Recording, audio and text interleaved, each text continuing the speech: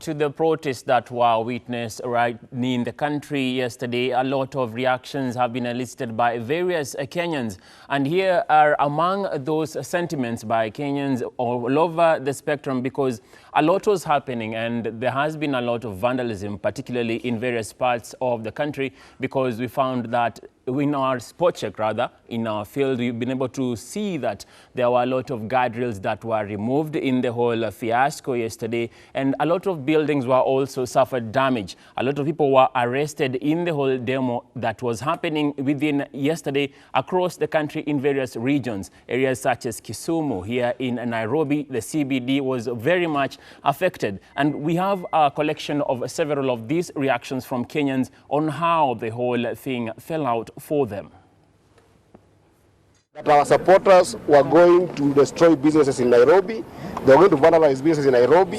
I think it's good to observe, and the media can attest to this, that there was no any protesters of Azimio who destroyed any businesses in Nairobi or anywhere else. I think this is something that is very important to note, because this is what the other side has been selling and to business community, that our protesters will destroy businesses. We want to thank our supporters and request them that when they come next week, they maintain the same cool of not destroying any businesses. First thing I want to do is to thank Kenyans who yesterday demonstrated that they are tired with this impunity. The person who is purporting not to respect the law is the one who is now acting as if he is above the law. William Ruto and this commander of Nairobi called Bugey. You should have heard him yesterday. He was so bitter, commanding the police, telling them, "Pea dawa, pea dawa, pea dawa, wakule dawa," because he did not care. I've heard my colleagues say that we did not present any petition. You know, don't think we're stupid and think Kenyans are stupid. If you barricade and you block every access to any public office, how else are we going to be able to present the petition? The truth of the matter is this: Kenyans are tired.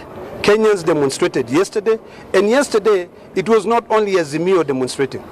It was every Kenyan who is now tired, who is hungry, and who knows that what is happening with this William Ruto administration is illegal. Today you saw in the papers, and this is actually very, very wrong, that they have now allocated around 8 or 2 million shillings to buy vehicles. Sure. This is the only thing they care about. They just care about vehicles. They care about $1 million houses. That is what they care about. They don't care about Kenyans. I've heard my colleagues saying, yesterday we destroyed mamambogas. You are the ones who are killing the mamambogas. The mamambogas are no longer there. You know, Raila Odinga has stood as a chief hustler for many years. He's the one who has always been there to protect them. And that is why Kenyans yesterday were marching in solidarity. And in fact, I am now more energized than before, seeing Raila Amolo Odinga in the front line.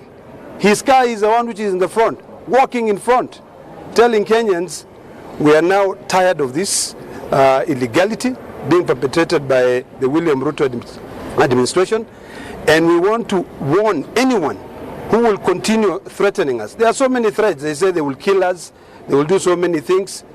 Even members of parliament here from Kenya Kwanza are saying we are going to try now and assassinate some of you. Let me tell you, we are fighting for posterity. We want this country to be a country that people will continue respecting the rule of law. And my colleagues have summarized. All we are asking for are 3 things. Number 1, open the server. Number 2, lower the cost of living. Number 3, make sure that you suspend these IEBC.